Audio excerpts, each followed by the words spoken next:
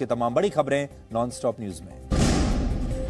कर्नाटक से शुरू हुआ हिजाब विवाद अब सुप्रीम कोर्ट पहुंच गया है। कर्नाटक हाई कोर्ट में याचिका दाखिल करने वाली लड़कियों ने फैसले को सुप्रीम कोर्ट में चुनौती दी है। इससे पहले कर्नाटक हाई कोर्ट ने शिक्षण संस्थानों में हिजाब के साथ एंट्री को लेकर दाखिल सभी याचिकाएं खारिज कर दी। अपने फैसले में कर्नाटक हाई कोर्ट ने कहा कि ये तर्क गलत है कि हिजाब इस्लाम का आधार है। हिजाब नहीं पहनेंगे तो पापी नहीं हो जाएंगे। हिजाब न पहनने से इस्लाम की महिमा कम नहीं होगी। याचिकाकर्ता तर्क नहीं दे पाए कि इस्लाम में हिजाब जरूरी है। कर्नाटक हाईकोर्ट ने ये भी कहा कि कई देशों में हिजाब प्रतिबंधित है। ये तर्क का मुद्दा नहीं है। सही विचार कहीं से आए, उनका स्वागत है। हिजाब पर दूसरे देशों में हुए फैसले प्रकाश डालते हैं। स्कूल यूनिफॉर्म का मुद्दा संविधान में पहले से तय है। शैक्षणिक संस्थानों में क्या पहनना है, ये संस्थान ही तय करेंगे। यूनिफॉर्म पर फैसला न मानने का अधिकार छात्रों को नहीं है। हालांकि याचिकाकर्ताओं ने इस फैसले पर नाखुशी जताई। याचिकाकर्ता लड़कियों ने कहा कि अब वो हिजाब के बिना कॉलेज नहीं जाएंगी। हिजाब पर कर्नाटक हाईकोर्ट के फैसले के बाद सियासत भी शुरू हो गई है। AIMIM चीफ असदुद्दीन ओवैसी ने कहा कि इस फैसले से एक धर्म की लड़कियां टारगेट की जाएंगी और वो इस फैसले का विरोध करते हैं। हम इस जजमेंट से डिसएग्री करते हैं, इसको सही नहीं मानते हैं। हमारा संवैधानिक राइट है और हम क्यों कह रहे हैं, क्योंकि ये ऑनरेबल हाईकोर्ट का जजमेंट फंडामेंटल राइट संविधान में है, तो सस्पेंड करता है। समाजवादी पार्टी नेता अबू आजमी ने कहा कि हिजाब हर मुस्लिम महिला के लिए जरूरी है, लेकिन क्या दूसरे धर्म के लोगों के लिए भी इसी तरह का बर्ताव होगा? कि हमारे सिख भाइयों को पगड़ी पहनना जरूरी है। वो स्कूल में आए और उनको कहा जाए कि यूनिफॉर्म में पगड़ी नहीं है, तो क्या उनकी पगड़ी उतारी जाएगी? बीजेपी नेता और केंद्रीय मंत्री मुख्तार अब्बास नकवी का कहना है कि देश संविधान से चलता है और कोर्ट का फैसला देश हित में है।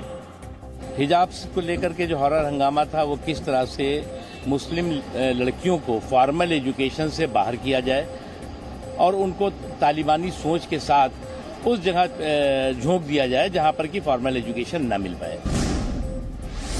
बीजेपी संसदीय दल की बैठक में आज द कश्मीर फाइल्स फिल्म की चर्चा भी हुई। प्रधानमंत्री नरेंद्र मोदी ने खुद इसका जिक्र किया। उन्होंने कहा कि फिल्म में जो दिखाया गया है उस सत्य को दबाने की कोशिश हुई थी। पीएम मोदी ने कहा कि फ्रीडम ऑफ एक्सप्रेशन का झंडा लेकर घूमने वाली जमात इस फिल्म से बौखला गई है।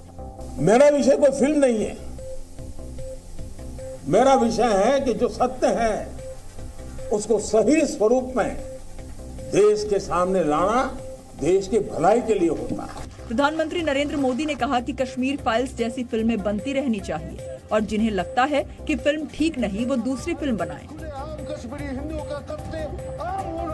एक विदेशी जब गांधी फिल्म बनाई और ऑस्कर के पुरस्कार मिला, तब जाकर के दुनिया को पता चला गांधी इतने बड़े महान व्यक्ति थे। इमरजेंसी, इतनी बड़ी घटना, कोई फिल्म नहीं बना पाया, क्योंकि सत्य को दबाने का लगातार प्रयास हुई हमारे देश में। प्रधानमंत्री मोदी के इस बयान पर कांग्रेस ने भी पलटवार किया है। कांग्रेस नेता हरीश रावत ने कहा कि अतीत की बातें लेकर सरकार अपनी जिम्मेदारियों से नहीं भाग सकती।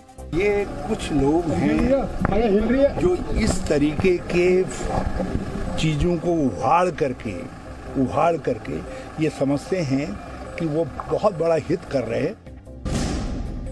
9 मार्च को भारत की ओर से गलती से एक खाली मिसाइल फायर होने के बाद पाकिस्तान में खलबली मची हुई है। एयर डिफेंस सिस्टम की नाकामी का ठीकरा फोड़ते हुए पाकिस्तान ने एयरफोर्स के वाइस चीफ और 2 एयर मार्शल्स को बर्खास्त कर दिया। एयर डिफेंस की नाकामी का ठीकरा डिटेक्शन सेंटर और रिस्पांस एक्शन टीम पर फोड़ा गया। पाकिस्तान की हुकूमत औपचारिक तौर पर अपना विरोध दर्ज कराने के साथ इस मुद्दे का अंतर्राष्ट्रीयकरण करने की भी कोशिश में जुटी हुई है। वो मिसाइल जो दागा गया पाकिस्तान की तरफ, अब उसको वो एक्सीडेंटल लॉन्च कह दे, एक्सीडेंटल फायर कह दे, जो मर्जी कह दे, लेकिन ये एक बहुत बहुत सीरियस इशू है। भारत ने एक बार फिर साफ किया कि ये जानबूझकर नहीं किया गया। रक्षा मंत्री राजनाथ सिंह ने संसद में बयान देकर सारी दुनिया को बताया कि मिसाइल अनजाने में पाकिस्तान तक पहुंच गई और इस मामले की जांच का भरोसा भी दिया गया। सभापति महोदय, मैं सदन को सूचित करना चाहता हूं कि सरकार ने इस घटना को बहुत ही गंभीरता पूर्वक लिया है और इसके लिए एक औपचारिक उच्च स्तरीय जांच के आदेश भी दे दिए गए हैं। Presenting B News app, available on Google Play and App Store. Download it now.